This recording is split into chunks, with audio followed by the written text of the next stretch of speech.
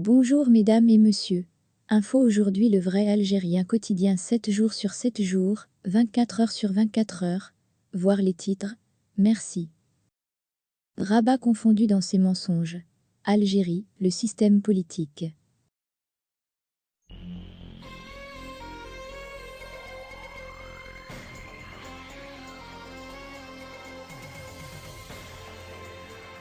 L'entité sioniste se contrefiche du sort des États vassaux, qui lui prêtent allégeance au détriment de leur peuple et de leur propre intérêt, comme c'est le cas pour le Maroc et pour certaines monarchies du Golfe, par trop accaparées dans leur course effrénée vers la normalisation.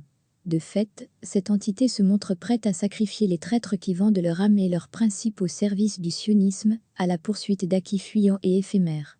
C'est, par exemple, le cas de la reconnaissance par Washington de la prétendue marocanité du Sahara occidental en échange de la normalisation des relations marocaines avec l'entité sioniste. Cela n'est pas aller plus loin qu'un simple oui. L'entité sioniste n'a même pas franchi le pas d'ouvrir un consulat dans les territoires occupés sahraouis. Ce n'est pas tout. À la première bourrasque venue, cette entité se montre prête à sacrifier ses traîtres, indignes de confiance, tout juste bons à être instrumentalisés avant d'être jetés telle une vieille chaussette trouée. C'est en effet ce que nous avions écrit ici même depuis bon nombre de mois et de semaines.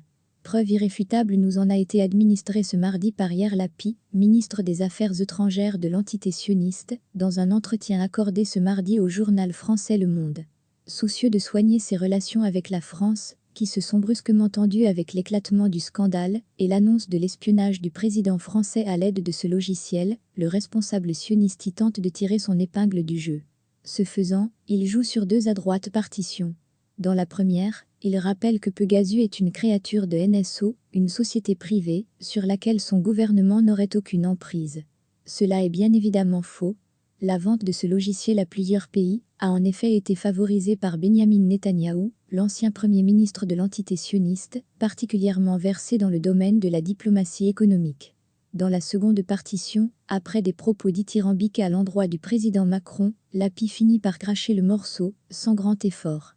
Oui, ce logiciel a bien été vendu au Maroc. CQFD. Ses dénégations de vierge effarouchées et son recours systématique à la justice française ne lui seront donc d'aucun secours. Sa stratégie de défense, basée sur une totale et farouche dénégation, tombe piteusement à l'eau.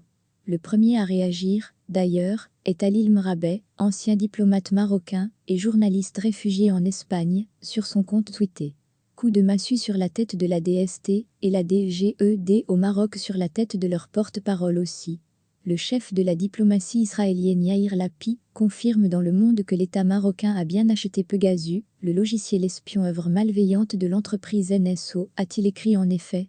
Sale temps pour Abdelatif Hamouchi, chef des services de sécurité et de renseignement marocains, qui avait déjà failli être arrêté en France pour torture.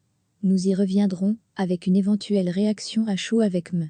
Joseph Braham, lui-même victime de Pegasus et avocat du détenu politique sahraoui Nahama Asf. Le procès de Fetigar, porte-parole du mouvement démocratique et social, MDS, a fini par se dérouler en présentiel après 2 tentatives de la justice de le tenir par vidéoconférence. Le procureur a requis 3 ans de prison ferme contre l'homme politique qui a réussi à transformer l'audience en tribunal contre le système algérien. Le porte-parole du mouvement démocratique et social, MDS, héritier du Parti communiste algérien, PCA, a été présenté, dimanche 26 décembre 2021, devant la section correctionnelle du tribunal de Bab el Oued à Alger.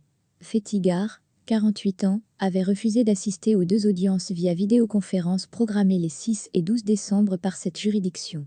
Il est poursuivi pour publication ayant pour but de porter atteinte à l'unité nationale, publication ayant pour but de porter atteinte à l'intérêt national, publication ayant pour but de porter atteinte à l'ordre public, incitation à la haine, outrage à corps constitué et atteinte à la personne du président de la République. L'essentiel de ces chefs d'inculpation ont été retenus contre lui suite à une intervention qu'il a eue lors de la conférence de presse animée par les avocats du journaliste Rabat Karesh, le 28 juin 2021 au siège du MDS. Fetigar avait alors critiqué ouvertement les responsables politiques et militaires algériens, notamment le président Abdelmadjid Tebboune et le chef d'état-major, le général Saïd Changria.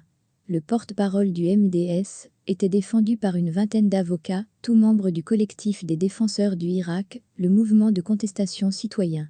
L'épouse de Fetigar, Messaouda Choubala était dans la salle aux côtés de militants du MDS venus de toutes les régions du pays, ainsi que de Louisa Hanoun, la secrétaire générale du Parti des travailleurs, et de quelques journalistes. La police a cependant refusé l'accès à plusieurs personnes en mettant en avant les mesures anti-Covid. L'audience, qui a débuté à 11 h, a très vite été quasiment dirigée par le prévenu. L'avocate Halima Benabderrahmane explique à Sputnik avoir assisté à un véritable procès politique, un procès contre le système politique. Outre ses propos lors de la conférence de presse du 28 juin, le juge lui a également reproché d'avoir dénoncé sur sa page Facebook les conditions de détention d'un militant du Irak. Fethi a répondu, selon son avocate, qu'il s'était basé sur le témoignage d'une avocate et que maintenant qu'il est en prison, il subit lui aussi les conditions de vie dans les prisons algériennes qui sont inhumaines. Durant les plaidoiries, l'avocat Eboul Abdallah a soulevé des vices de procédure dans le dossier du porte-parole du MDS, notamment le recours par le juge d'instruction d'un article du Code pénal abrogé depuis plusieurs années par le législateur. Des avocats ont préféré ne pas plaider suite à la prestation de Fethi Gar face au juge. C'est une personnalité qui maîtrise parfaitement les sujets politiques. Même les policiers présents étaient captivés par son discours, a assuré Halima Benabderrahmane. L'audience s'est achevée vers 18h30 par l'intervention du procureur de la République qui a requis 3 années de prison ferme, ainsi qu'une amende de 100 000 dinars, 635 €. Le verdict sera rendu dimanche 9 janvier.